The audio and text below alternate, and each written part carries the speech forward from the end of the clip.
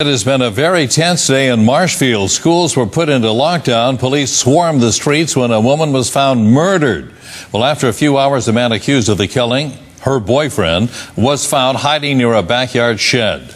Bill Shields live in Marshfield right now. And Bill, friends say the couple recently had a volatile relationship. Volatile relationship in the last 6 months, we were told, Jack. Now, this investigation is still active and ongoing. You see him back of me right here.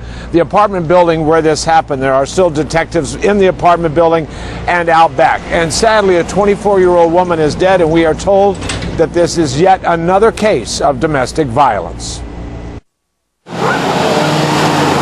It was a massive manhunt. Police were looking for this man, 41-year-old Marcello Almeida. And after about 3 hours, a police dog tracked the fugitive to a homeowner's shed almost a mile from the murder scene. Terrified because I have woods all in the back of my yard, and I thought, oh God, please don't be in my yard. But he was right across the street and a little too close for comfort, so I'm glad they got him. Police say 24-year-old Patricia Forrest was stabbed to death by Almeida. Her family members say the two had a 10-year relationship that went back to when they were still living in Brazil. The past 6 months, the both ones have a lot of fights. Lots. Was she ever afraid for her life? No, she not. She never comment about that. But neighbors in the apartment complex say they never saw anything wrong next door. She was a sweet girl, and it's hard to believe that she's gone. After allegedly killing Forrest, Almeida may have tried to take his own life. He left a trail of blood into the woods. But while police looked for him, nearby schools were in lockdown. We weren't really nervous at all. But some people knew what was going on, because their parents were at home or texting and stuff like that.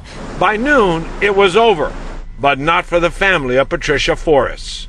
Domestic violence exists in our community all too often, and obviously these two individuals had a relationship, and you can only see the unfortunate circumstances that can occur. And right now, detectives are focusing on the couple's immigration status and whether or not Almeida had any prior history of violence. In Marshfield, I'm Bill Shields, WBZ News. Back to you. Thank you, Bill. Family members say the couple had a 5-year-old son, but he is in Brazil. Now it appears that Scituate police previously arrested the suspect but never told immigration. And as Janet Rue reports tonight, ICE will seek to have him deported. Plymouth District Attorney Timothy Cruz said today that 2 passports were found in the Marshfield apartment Marcello Almeida shared with his girlfriend, Patricia Forrest, who was stabbed to death yesterday. Today, while Almeida remains in custody at South Shore Hospital, Cruz's office said both Brazilian passports found had his name and photo, but one had a bogus visa that was issued to a Kuwaiti woman 8 years ago. The second passport had no U.S. visa.